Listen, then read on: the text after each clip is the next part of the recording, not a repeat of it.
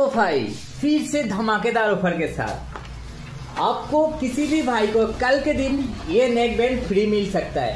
पर कैसे मिलेगा ये नेक बैंड फ्री, आपको कैसे मिलेगा, कल के दिन कैसे मिलेगा?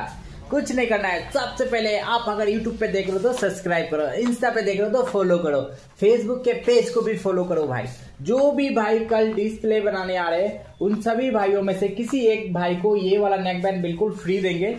कैसे देंगे सभी कुछ वीडियो में बताएंगे, लास्ट तक बने रहो भाई। तो इस तरह का नेक बैंड फ्री जीतने के लिए आपको सबसे पहले RR मोबाइल रिपेयरिंग सेंटर आना है। उसके बाद अगर आपका डिस्प्ले बन जाता है, हम लोग एक छोटा सा सवाल पूछेंगे। अगर सवाल का जवाब आप सही देते हो तो आपको यह नेक बैंड बिल्कुल फ्री मिल जाएगा। कहाँ मिलेगा? RR mobile repairing centre, station road, Dilejan. बाकी भाई वीडियो अच्छा लगे लाइक करो, कमेंट करो और वीडियो को ज्यादा से ज्यादा शेयर करो। जितना ही शेयर करोगे उतना ही धमाकेदार ऑफर के साथ RR mobile repairing centre, station road, दिलेजान।